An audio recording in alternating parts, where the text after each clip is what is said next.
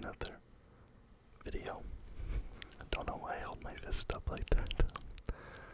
So, to all of my WWE fans, viewers, I have heard you guys loud and clear. A lot of you guys were posting comments asking about the Clash of the Castle review. Clash of the Castle came on while I was in the hospital. Came back, I was recovering. Never really got around to watching it. And then it just got further and further away. So I was like, alright, we have Money in the Bank coming up. So, I watched Clash of the Castle yesterday. And then today I watched Money in the Bank. So I'm just gonna cover both of these pay-per-views in one video.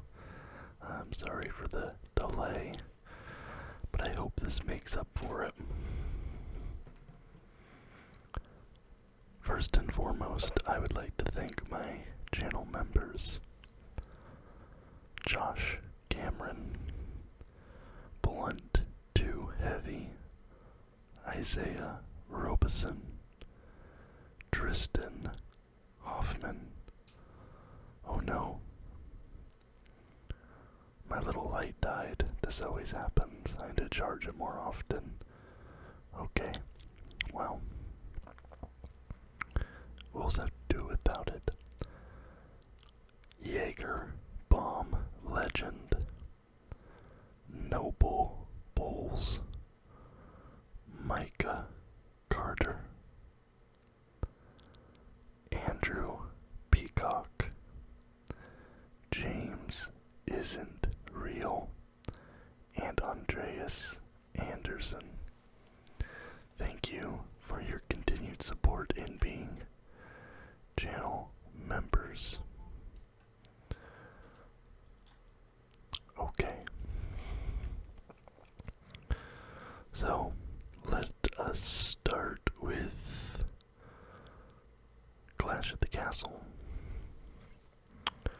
We have AJ Styles versus Cody Rhodes.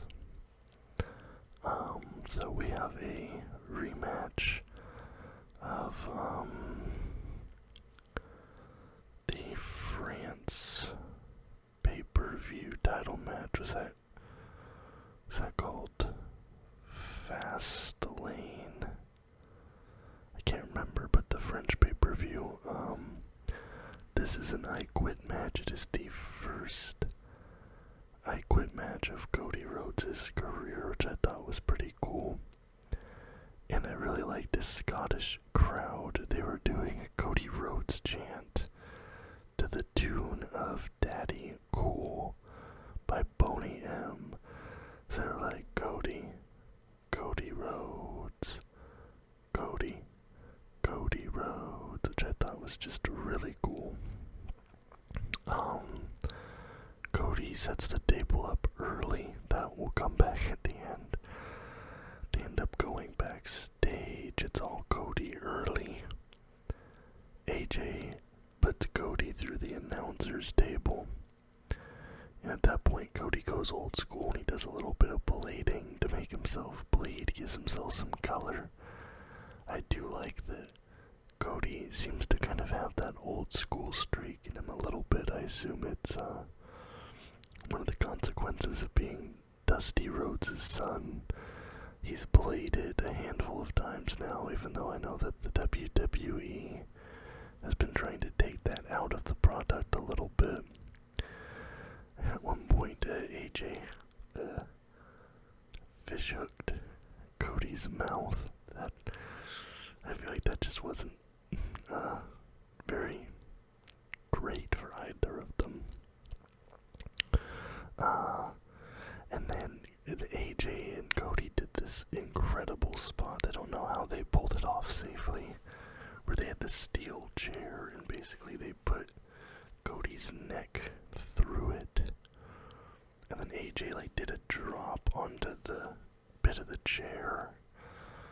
I'm sure it's like obviously totally safe, but from a viewer perspective, I was like, whoa, that's pretty intense.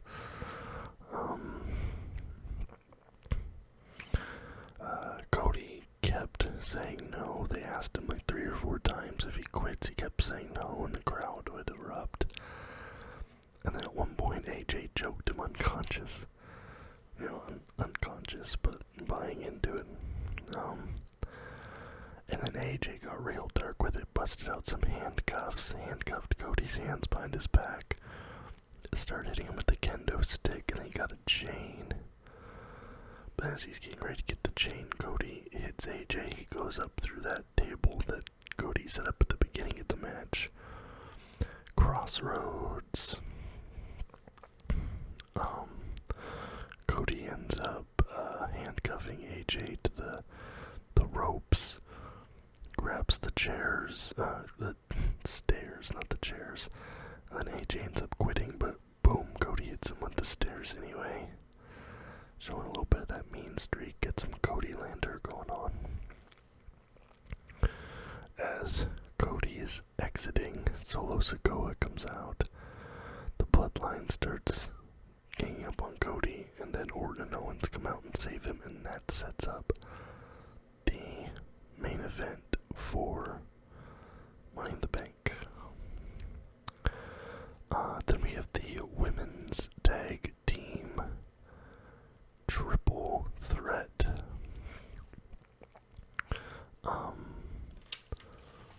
What was the other ones? This match was okay. Of the recent pay-per-views I've watched with women's tag team matches, this one kind of felt like the weakest of the bunch. Alba Fire and Isla, can't remember her last name, but they're the Scottish tag team going into this. I felt like they were likely to win it because you're in Scotland. But then I noticed that Bianca and Jade were there. I was like, oh, never mind, they're gonna win. And I felt like the other tag team there, you knew they weren't gonna win. They kind of just felt like filler. Like, alright, they're gonna be the 2 Scottish girls, or it's gonna be Bianca and Jade. Like, it was kind of, and it was all Bianca early. Then Jade came in, it was all Jade. Alba Fire had this great move off the top rope at one point.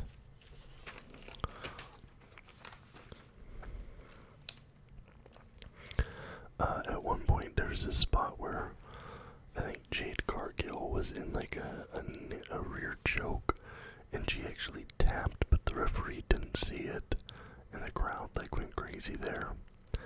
But ultimately Isla Dawn pins Bianca, and you have new tag champions. I don't know if there's still the tag champions between then and now, but like I said, it was okay as a match.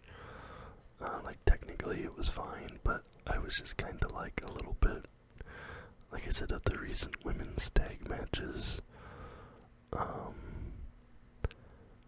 It wasn't great for me. And then we have Sami Zayn versus Chad Gable, and there's another one where it's like this, Sami versus Chad thing. I'm kind of like, on it personally. It's a storyline that I'm like, I don't really know how much I care, but what I do like is that these are obviously both 2 really technically gifted wrestlers, so they're putting on a good show.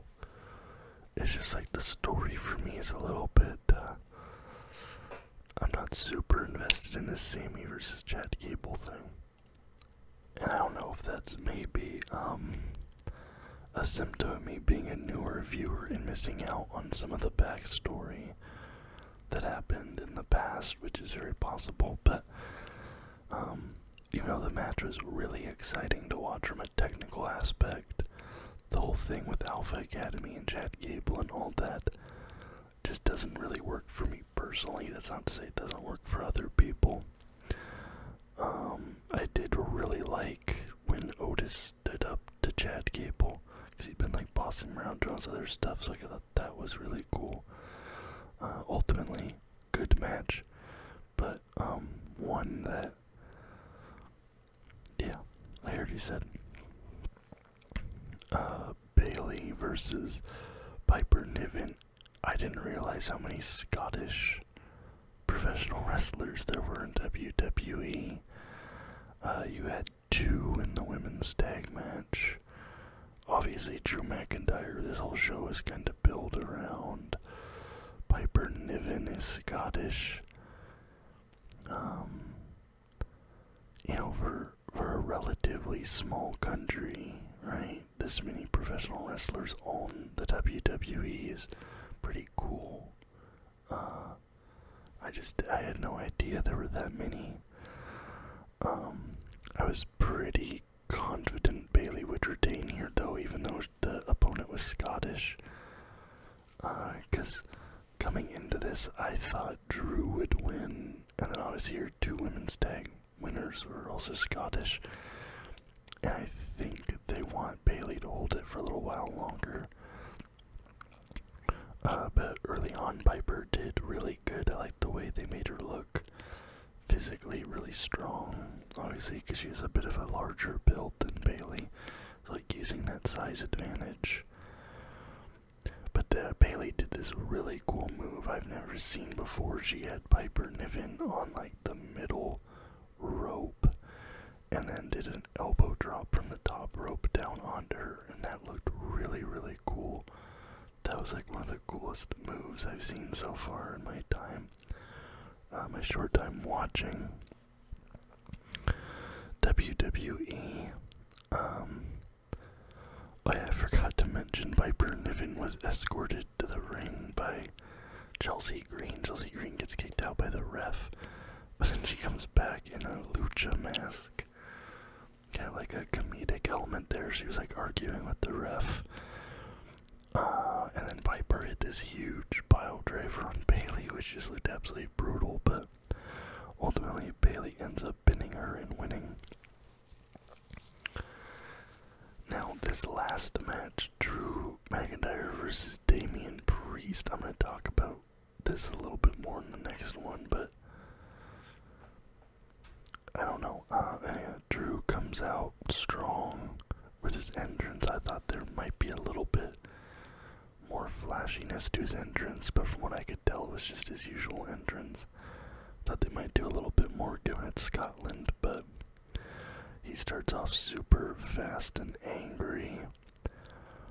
He throws Priest out of the ring, flips out, lands over him. And then there was this pretty scary moment where Damian Priest is climbing the ropes, but like he slips. I don't know how it happened, but his foot basically like got the ropes like twisted. And like imagine this is his ankle. It was between the 2 ropes like this, and he was just like dangling all of his weight on his ankle. And I thought he might have broken his ankle or something. I was really worried for him, but they must have done a check and he was fine, because you know they keep going through their moves, they progress through everything. But like I said, I thought it was an actual injury. Damian Priest counters Drew's Claymore with a power bomb, like grabs him by the throat. And I have to say, Damian Priest isn't growing on me. Like honestly, when he got the heavyweight title, when he cashed in and got it, I felt like he would be a transitory, is that the word?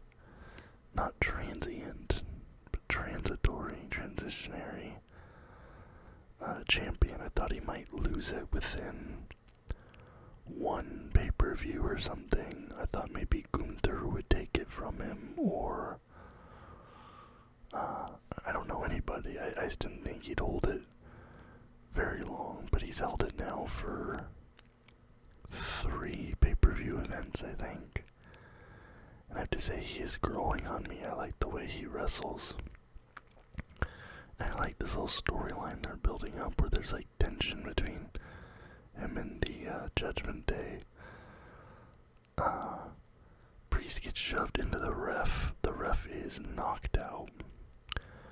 Drew has Priest down, but there's no ref. What's funny is the crowd is counting as Drew has Damian Priest in the pin. They're like 1, 2, 3. It's like that should be the pin, but obviously there's no ref.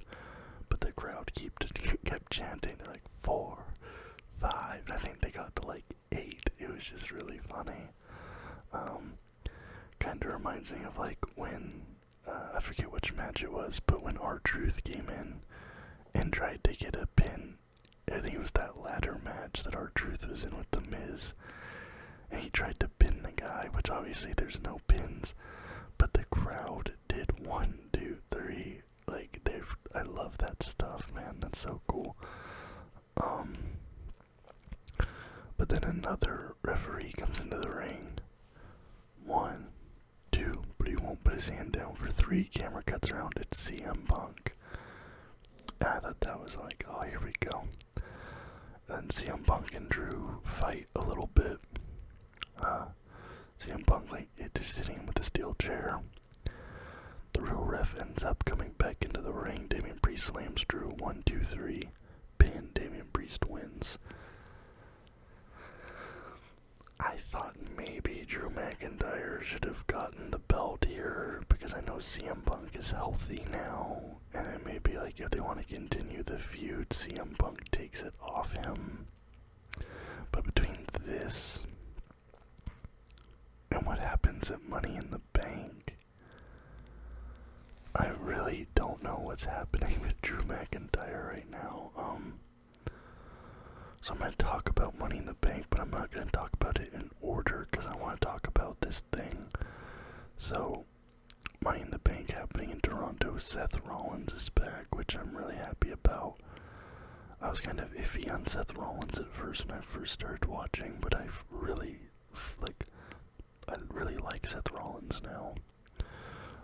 So, coming off of Clash at the Castle, Drew McIntyre obviously loses there to Damian Priest, okay? So we have the men's Money in the Bank match.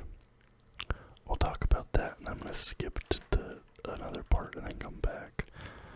Coming into this Money in the Bank match, I was really hoping that Jey Uso would win. I really like Jey Uso a lot. The crowd loves Jey Uso.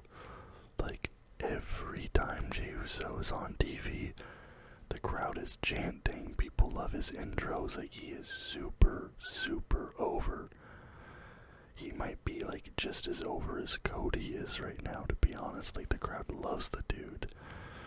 It's like, alright, you gotta give this guy, give him the briefcase at least, and then maybe you can do something cool with it. Because I feel like he deserves a legit shot. Andrade was also in this match. You guys know I've talked in the past. I really like Andrade. I know, like, I got a comment saying, like, nobody likes Andrade, like, but he's been, like, one of my favorite guys to watch. I think Carmelo Hayes was also in this match, who's really exciting and an up-and-coming guy. And obviously Drew McIntyre as well, and Chad Gable as well. So you have a stacked, Money in the Bank match here. I would have been happy, like I said, I really want Jey Uso to win. I'd have been happy with Carmelo Hayes winning. He seems like an interesting guy to have the briefcase, because he does some, like, electrifying stuff. Like, he could maybe cash in on Logan or something like that. Could be interesting. All I said was, like, just don't let Drew win this, because it just didn't feel... He literally just had a title shot in the last pay-per-view and lost. Jey Uso starts out super hot, doing all sorts of stuff, and then Andrade had this amazing ladder spot. Then you had this segment where it's just Carmelo Hayes and Andrade together, and they were doing some amazing work. Like, I rewatched that little bit where it's just Andrade and Carmelo Hayes like twice, because it was so exciting. I really like both of those guys. I really like both those guys. Chad Gable, there was a point where it looked like he might actually get the case. It was still pretty early in the match, so I figured not, but he ends up dangling from it and falling down.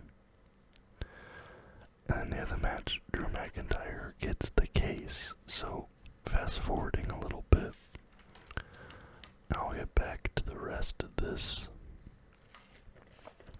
I'm really only skipping a couple bits here. You have Seth Rollins versus Damian Priest. Hold on, I need a quick sip of water here.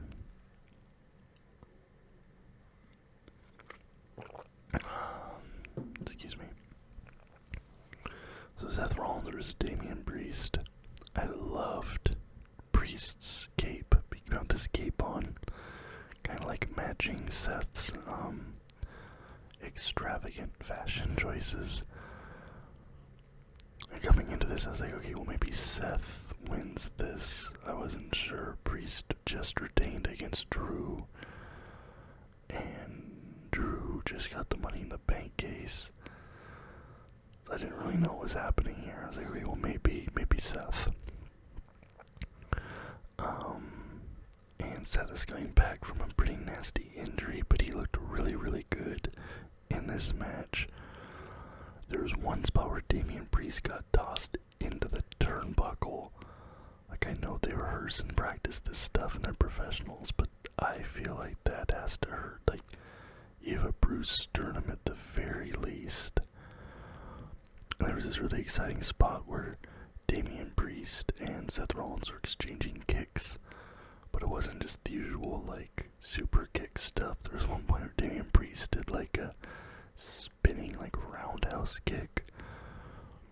And Seth, it looked like Seth won.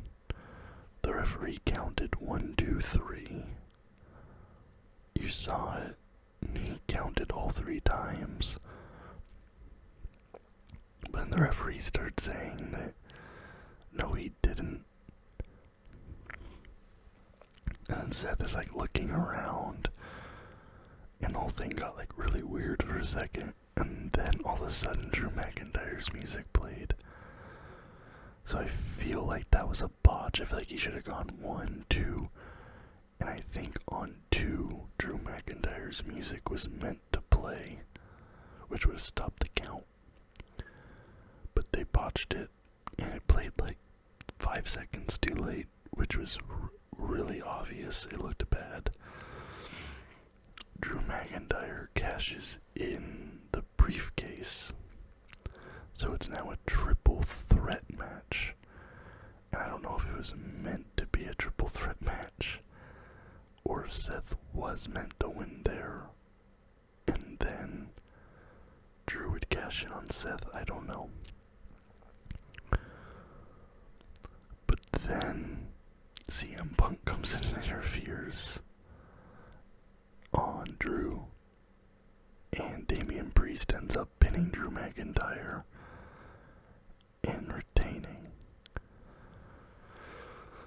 And all I wrote was, I don't know, ... because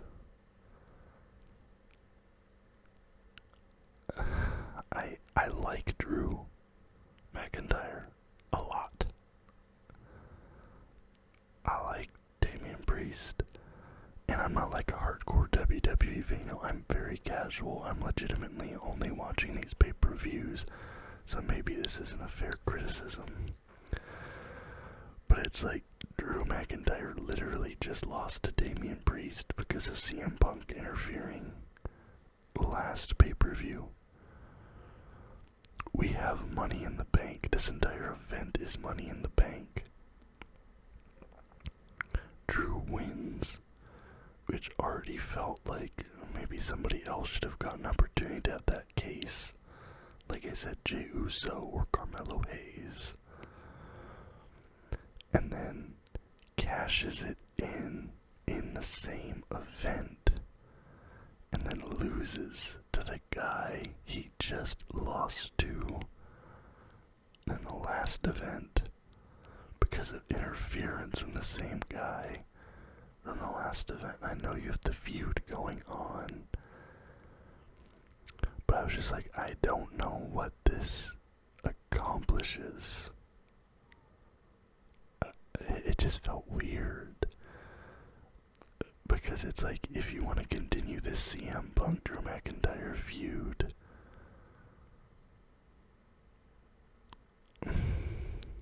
do you even need the belt involved? And it feels like you have this Money in the Bank show, but the case has already been used. You've blown that load. And now there's no, like, specter of the case looming over the rest of the year. Because that whole thing with Damian Priest, he held the Money in the Bank case for so long. And there kept being like, people were like, oh, this event, maybe he'll cash it in here. He never did. But then when he finally did, and he won, it was extremely exciting. But now that's gone, and you could have had a guy like Jey Uso or Carmelo Hayes that could have cashed it in. Like I said, maybe Logan Paul has some match where he wins, but he's beat to hell. Carmelo Hayes cashes in on Logan Paul and wins, like at SummerSlam or something, and then he gets the American belt or whatever. But this just felt dumb. I don't know, maybe I'm in the minority here, but I just don't see what this accomplished. And like I said, Damian Priest, I like the guy. I guess I technically, I don't have a problem with him still having the belt, but it just feels weird that it's been him versus Drew 2 events in a row, and the same outcome has happened both times. It's just like, why are we doing this? Are we gonna have Drew McIntyre come out in Priest's next match, and then CM Punk will interfere again? Can we just do Drew versus CM Punk at this point? I don't know. But let me know what you think. That's just my take. But before that, rewinding a little bit, we had Braun Breaker versus Sami Zayn. I really like Braun Breaker. Well, I like both these guys a lot. Though I think that was kind of weird, and I really like watching Sammy because he has a really high work rate. He does a lot of really technically cool stuff. And I don't know if it's because of how Braun is and what his ability level is. But Sammy was doing a lot less of that kind of stuff in this match than he was in the Chad Gable match from Clash at the Castle. Now I know Chad Gable's also a veteran, so maybe, because Braun Breaker's a little bit younger or something, or, a bigger guy, he can't do as much of that stuff, but just something I noticed.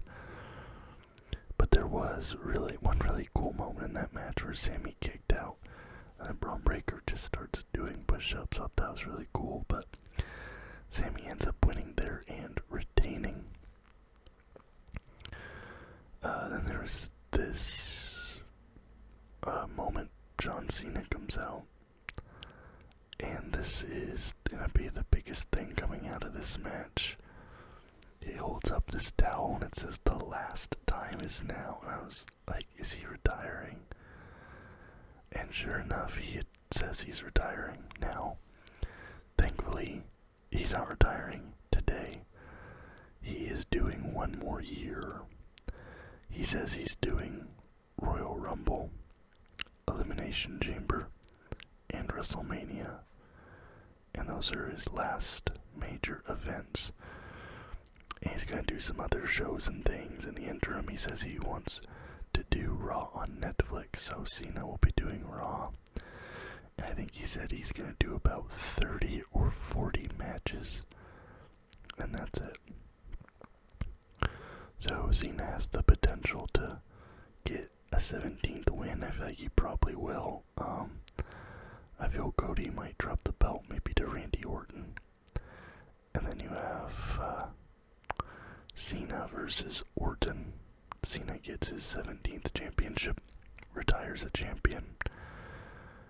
And then maybe Cody wins back the belt, either in some like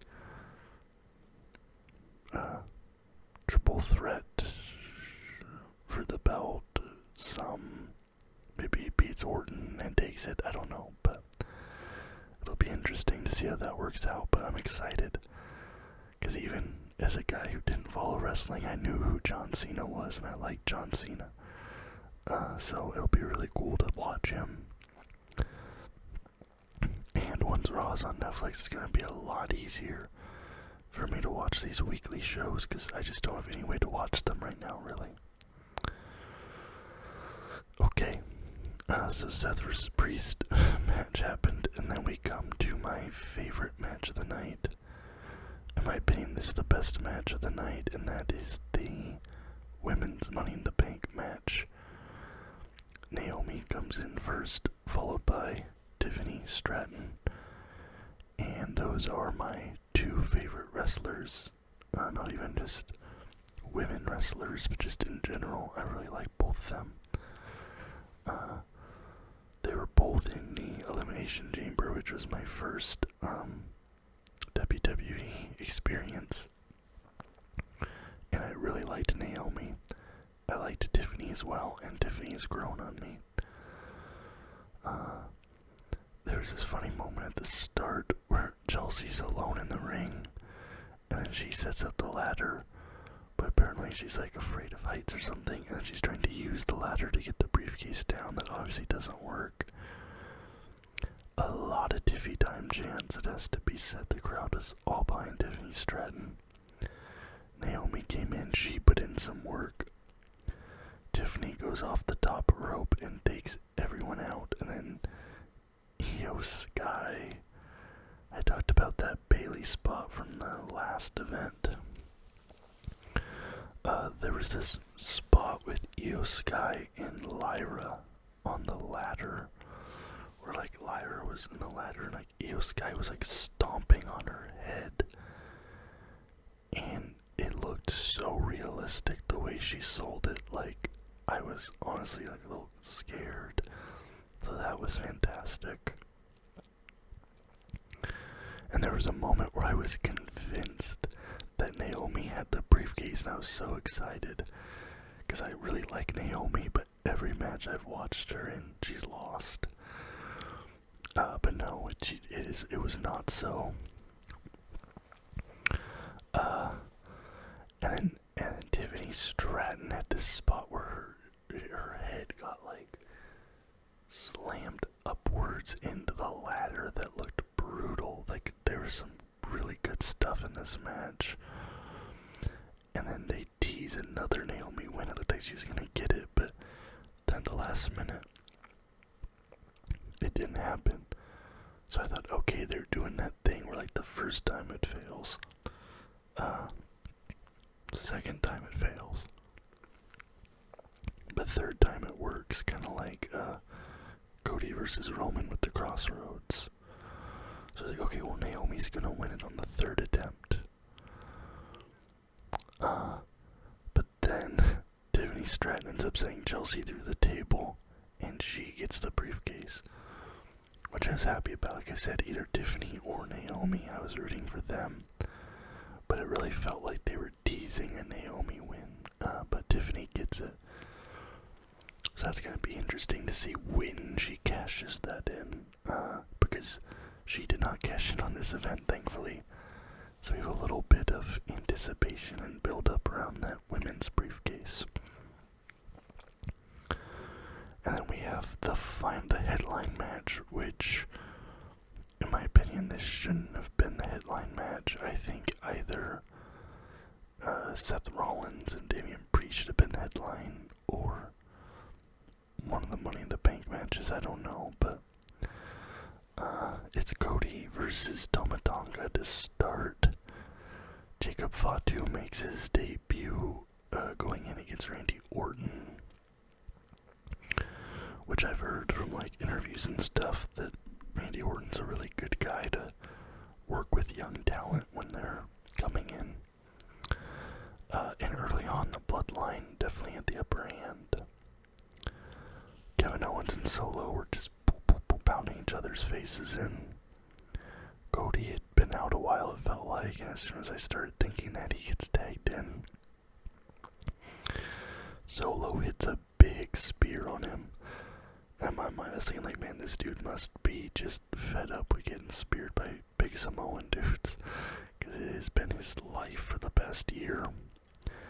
And there's this really cool moment. The referee was out of the ring, and Cody, Kevin Owens, and Randy Orton all hit their finisher simultaneously, or not simultaneously, sequentially on Solo Sikoa. I thought that was really, really cool. And then at the end, Solo pins Cody and the Bloodline wins. I thought that was very interesting, and I actually feel like that was the right outcome. Because if you're setting up this Bloodline versus Roman Reigns thing where Roman's gonna come back and he's gonna have like certain guys on his team and he's gonna go against Solo to see who the real tribal chief is. If you're Solo Sikoa, you can be like, Roman, I beat Cody. I pinned Cody clean in the middle of the mat. You couldn't do that. So, like, because, I mean, for this whole time, Solo Sikoa has been calling himself the tribal chief, but, like, the audience is kind of like, we know you're not. But Solo has now done something that Roman has not done. And so now he does have a legitimate challenge on Roman. He can be like, so it puts a little bit more stakes in this Bloodline versus Bloodline thing and makes it a bit more interesting. And I'm excited to see how that works out when Roman does come back.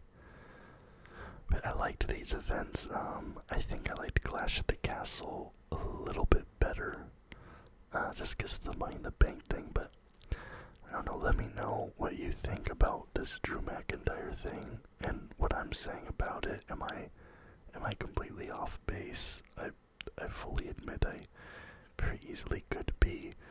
Am I onto something here? I don't know. Let me know what you think. But I do hope you enjoyed the video. If you did, please leave a thumbs up and subscribe to the channel for more content just like this almost every single day.